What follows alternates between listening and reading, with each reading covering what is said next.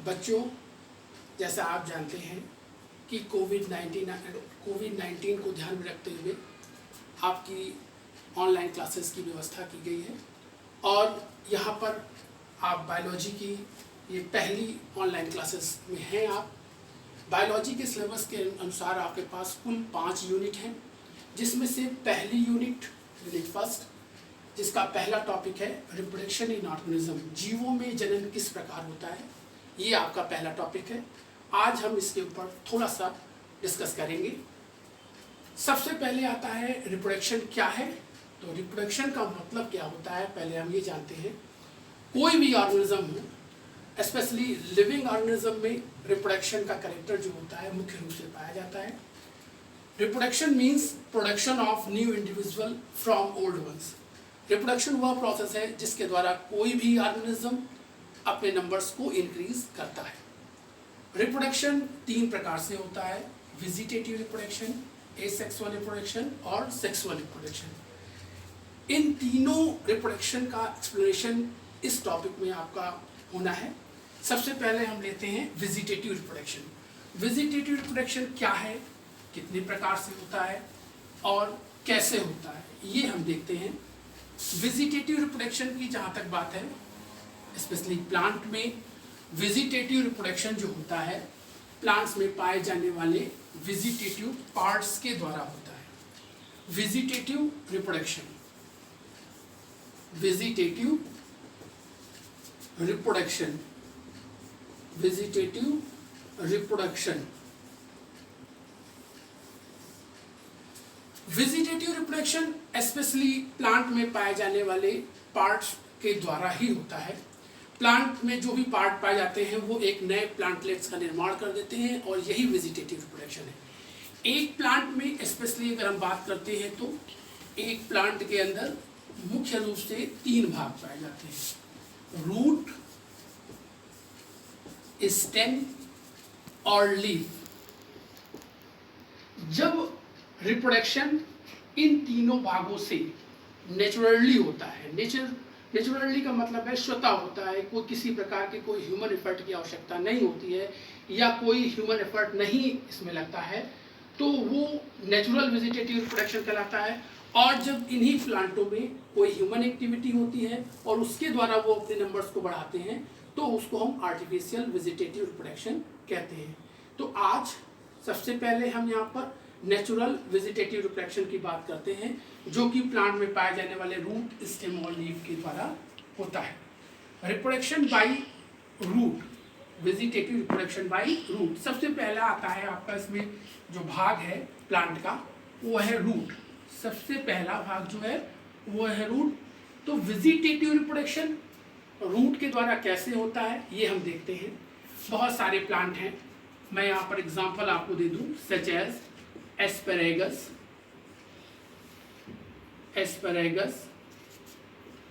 Ipomoea,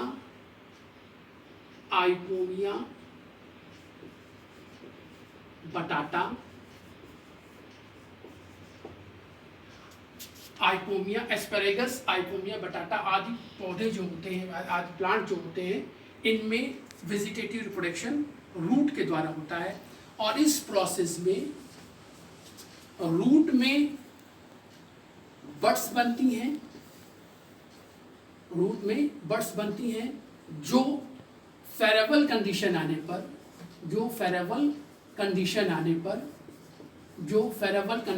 पर, root में लगे या उससे अलग होकर नए प्लांट का निर्माण करती है। फिर से एक बार हम आपको बता दें, नेचुरल वेजिटेटिव रिप्रोडक्शन जो होता है वो रूट, स्टेम और लीफ के द्वारा होता है। स्पेशली सबसे पहले हम पढ़ते हैं रूट के द्वारा। रूट के द्वारा जो वेजिटेटिव रिप्रोडक्शन होता है, इसमें कुछ प्लांट जैसे एस्पैरेगस, इसको शतावर भी कहते हैं, आइपोमिया, बटाटा, जिसको हम स्वीट पोटैटो या शकरकंद भी कहते हैं, इसके अतिरिक्त डहेलिया में भी बाय रूट द्वारा वेजिटेटिव रिप्रोडक्शन होता है। और इस प्रोसेस में इन प्लांट्स की रूट में बड्स बनती हैं जो कि उनसे लगे या अलग होकर फेरेबल कंडीशन आने पर जर्मिनेशन करती हैं और नए प्लांट का निर्माण कर देती हैं। इसके बाद दूसरा भाग जो आता है वो आता है by leaf, vegetative reproduction by leaf. किस प्रकार लीफ के द्वारा वेजिटेटिव रिप्रोडक्शन होता है ये देखते हैं हम लोग। वेजिटेटिव रिप्रोडक्शन बाय लीफ,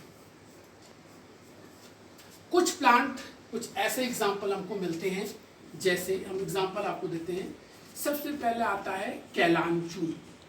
कैलांचू एक ऐसा प्लांट है जिसमें लीफ के द्वारा रिप्रोडक्शन होता है। इसके अतिरिक्त ब्रायोफिलम,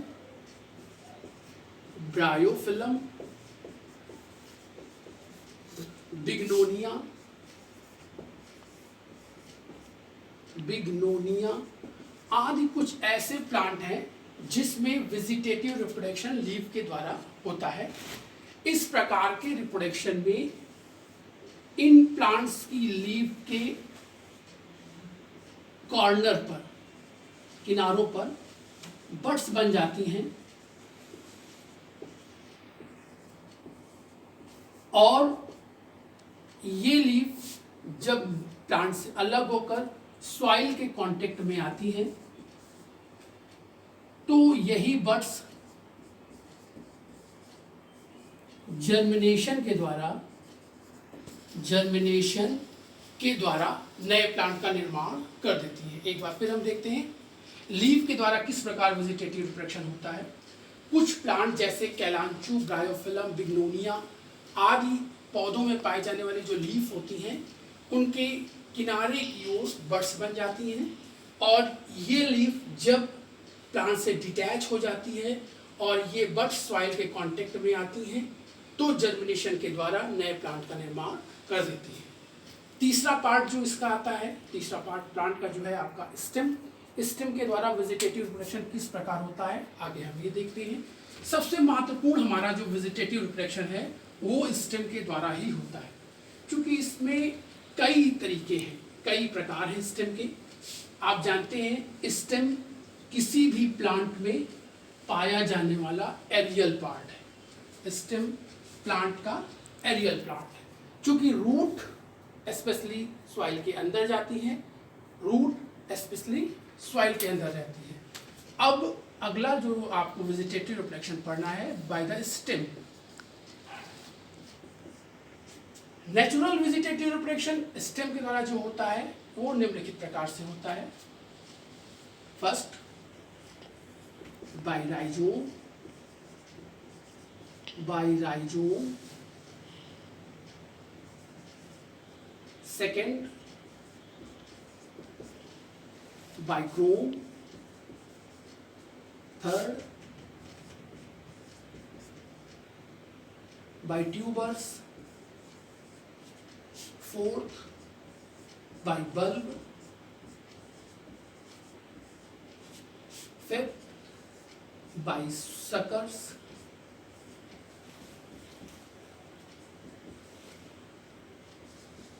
नेक्स्ट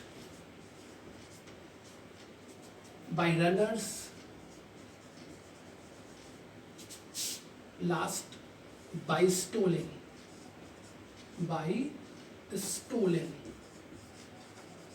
ध्यान दीजिए बच्चों, स्टेम के द्वारा वेजिटेटिव रिप्रोडक्शन नेचुरल प्रोसेस, मैंने कहा नेचुरल वेजिटेटिव रिप्रोडक्शन आप पढ़ रहे हैं।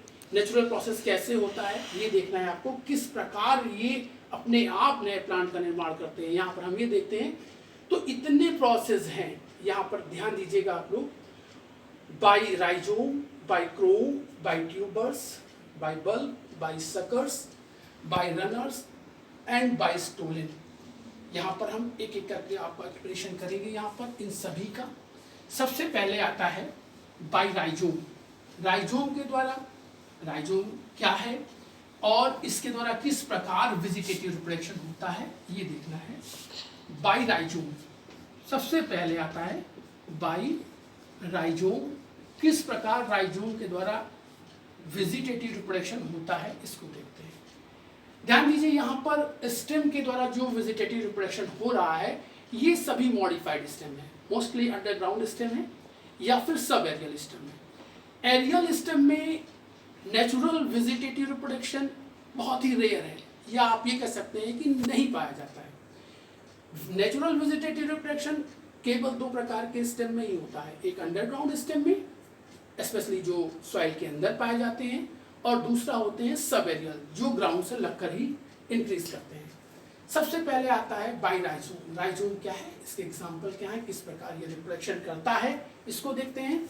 राइजोम के एग्जाम्पल के रूप में सबसे पहले दो प्लांट हम लेते हैं, दो स्टेम लेते हैं हम। सबसे पहले आता है जिंजर और दूसरा आता है टर्मरिक। जिंजर आप सभी देखे हैं, इसको नॉर्मली हिंदी नाम इसका जो होता है वो है अदरक, और हल्दी। इन दोनों, ये दोनों मॉडिफाइड स्टेम है, अंडरग्राउंड स्टेम है, और इनमें किस प्रकार वेजिटेटिव रिप्रोडक्शन होता है इसको देखिए। ये स्टेम जो होते हैं सॉइल के अंदर पाए जाते हैं, मिट्टी के अंदर होते हैं। जैसे राइजोम की बात मैं कर रहा हूँ, यहाँ पर मैं एक जिंजर का स्टेम दे रहा हूँ आपको। इस स्टेम में नोड्स और इंटरनोड्स पाए जाते हैं।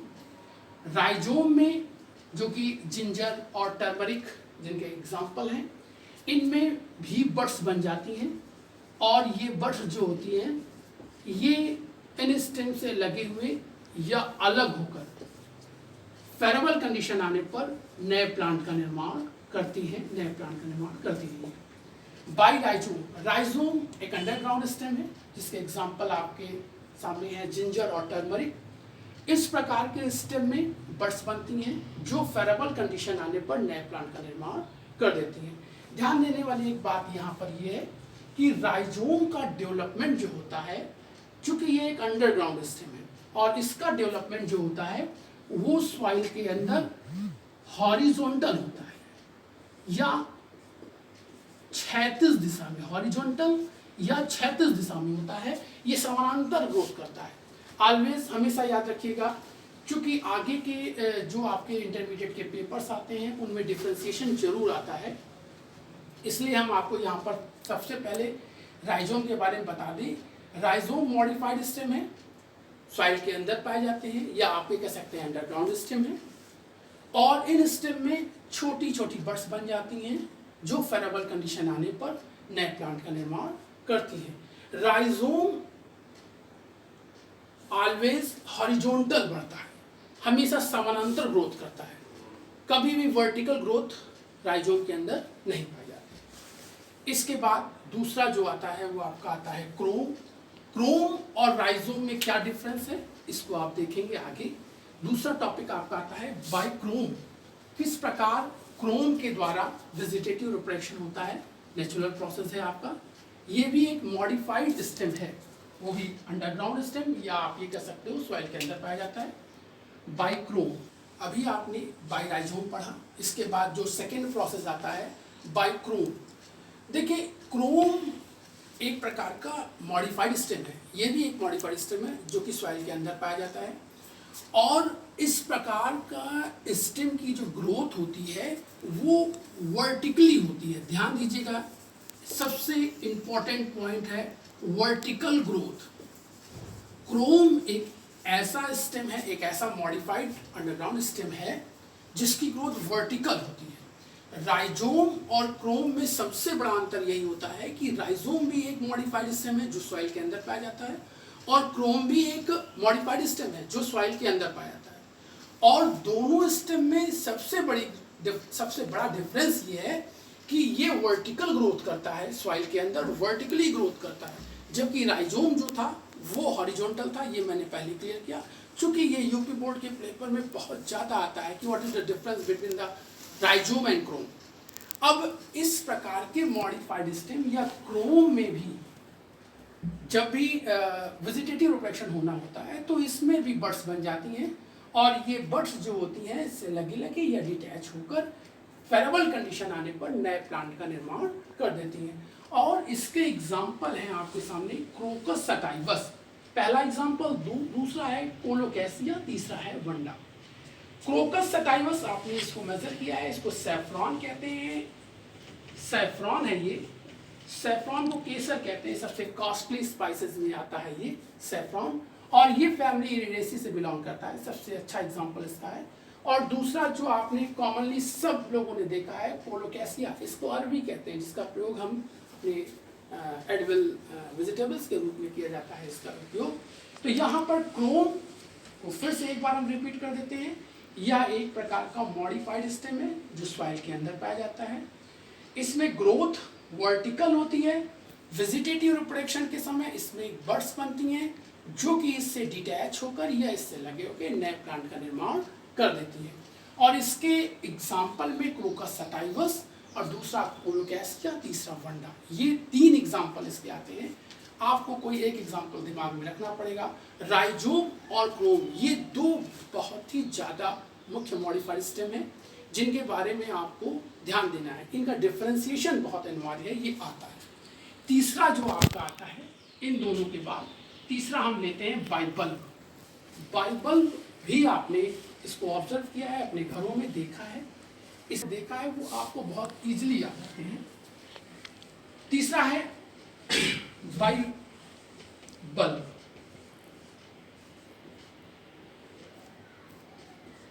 देखिए बाइबल्ब ये भी मॉडिफाइड स्टेम है जो कि सॉइल के अंदर पाए जाते हैं और इनके एग्जाम्पल, सबसे पहले एग्जाम्पल हम चेक कर लेते हैं। इसके एग्जाम्पल आपने देखा है ओनियन, सबसे सरल एग्जाम्पल है इसका, सिंपल एग्जाम्पल है आपका ओनियन, जिसको हम एलियम सीपा कहते हैं।